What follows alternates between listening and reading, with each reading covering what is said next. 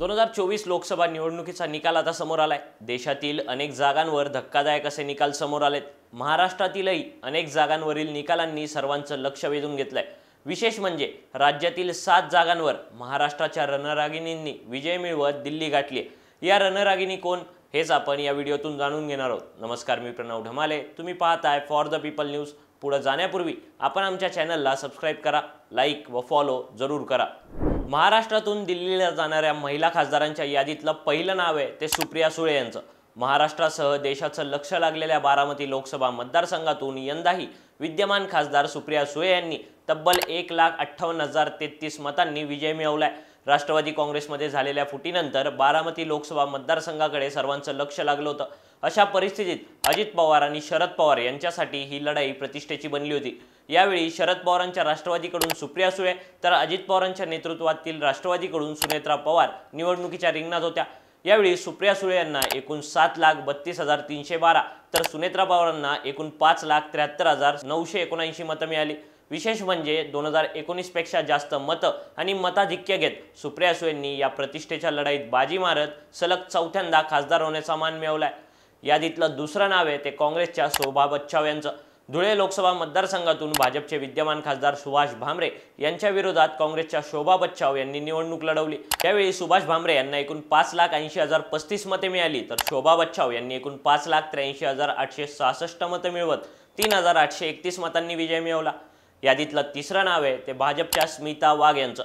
जळगावात उमेदवारी मिळाल्यापासूनच स्मिता वाघ यांच्यावर पराभवाचं सावट होतं। स्मिता वाघ यांच्या उमेदवारीला स्थानिक भाजप नेत्यांचाच विरोध असल्याचंही समोर आलं होतं। विशेष म्हणजे उन्मेष पाटलांनी निवडणुकीपूर्वी भाजप सोडून शिवसेना उद्धव बाळासाहेब ठाकरे पक्षात प्रवेश केला आणि त्यांचे निकटवर्तीय म्हणून ओळखल्या जाणाऱ्या करण पवार यांना ठाकरेंनी उमेदवारी जाहीर केली।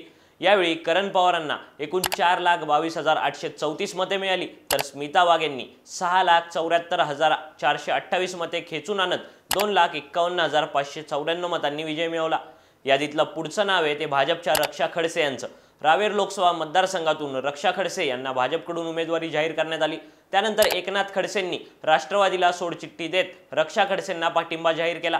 या मतदारसंघातून रक्षा खडसेंनी राष्ट्रवादी काँग्रेस शरदचंद्र पवार पक्षाचे उमेदवार श्रीराम पाटील यांचं आव्हान मोडून काढत 2,72,183 मतांनी विजय मिळवला आणि रावेर लोकसभा मतदारसंघातून विजयाची हॅट्रिक केली।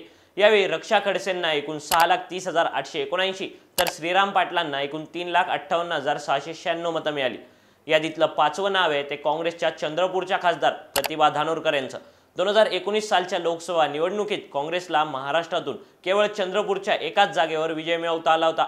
त्यावेळी काँग्रेसचे बाळू धानोरकर यांनी इथून विजय मिळवला होता। मात्र बाळू धानोरकर यांच्या निधनानंतर या ठिकाणी पुन्हा विजय मिळवण्याचं आव्हान काँग्रेस समोर होतं। अशा परिस्थितीत बाळू धानोरकर यांच्या पत्नी प्रतिभा धानोरकर यांना काँग्रेसनं या ठिकाणाहून उमेदवारी दिली। प्रतिभा धानोरकरांसमोर यावेळी भाजपच्या सुधीर मुनगंटीवार यांचं आव्हान होतं।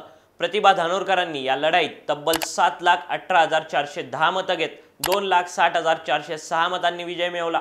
सुधीर मुनगंटीवारांना चंद्रपूरमधून यावेळी 4,58,004 मतं मिळवण्यात यश मिळालं। यादीतील पुढचं नाव आहे ते काँग्रेसच्या वर्षा गायकवाड यांचं। उत्तर मध्य मुंबई लोकसभा मतदारसंघ यंदा अनेक अर्थांनी चर्चेत राहिला।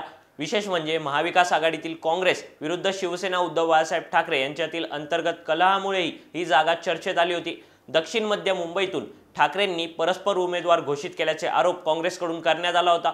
त्यानंतर अखेर उत्तर मध्य मुंबईच्या जागेवर काँग्रेसनं वर्षा गायकवाड यांना उमेदवारी जाहीर केली होती। तर वर्षा गायकवाडांची उमेदवारी जाहीर झाल्यानंतर लगोलग भाजपनं या ठिकाणाहून ज्येष्ठ कायदेतज्ञ उज्ज्वल निकम यांना रिंगणात उतरवलं होतं। उत्तर मध्य मुंबईतील प्रचार यंदा 26/11च्या दहशतवादी हल्ल्याच्या विषयातूनही चर्चेत राहिला।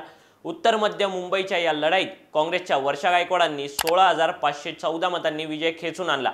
यावेळी उज्ज्वल निकम यांना एकूण 4,29,031 तर वर्षा गायकवाडांना 4,45,545 मतं मिळाली। यादीतलं सातवं आणि शेवटचं नाव आहे ते काँग्रेसच्या प्रणिती शिंदे यांचं। गेल्या 10 वर्षांपासून सोलापूर भाजपचा गड असल्याचं चित्र निर्माण झालं होतं। 2019 साली सोलापूर लोकसभा मतदारसंघातून काँग्रेसचे ज्येष्ठ नेते सुशीलकुमार शिंदे यांना भाजपच्या जयसिद्धेश्वर शिवाचार्य यांनी पराभूत केलं होतं। याच पराभवाचा बदला घेण्याची जबाबदारी काँग्रेसनं सुशीलकुमार यांची कन्या प्रणिती शिंदे यांच्या खांद्यावर सोपवली। यावेळी प्रणिती शिंदे यांच्यासमोर भाजपच्या राम सातपुते यांचं आव्हान होतं। या लढाईत प्रणिती शिंदेंना एकूण 6,20,225 तर भाजपच्या राम सातपुतेंना 5,46,028 मतं मिळाली। यावेळी प्रणिती शिंदेंनी 74,197 मतांनी विजय मिळवला। विशेष म्हणजे या विजयासह प्रणिती शिंदेंनी सोलापूरच्या पहिल्या महिला खासदार होण्याचा बहुमानही पटकावला। या होत्या महाराष्ट्रातून लोकसभेत निवडून गेलेल्या 7 महिला खासदार। तुम्हाला या रणरागिणींच्या विजयाबद्दल काय वाटतं ते खाली दिलेल्या कमेंट बॉक्समध्ये कळवा। व्हिडिओ आवडला असेल तर लाईक करा आणि अशाच आणखी नवनवीन व्हिडिओसाठी फॉर द पीपल न्यूजला सबस्क्राईब करायला विसरू नका। धन्यवाद।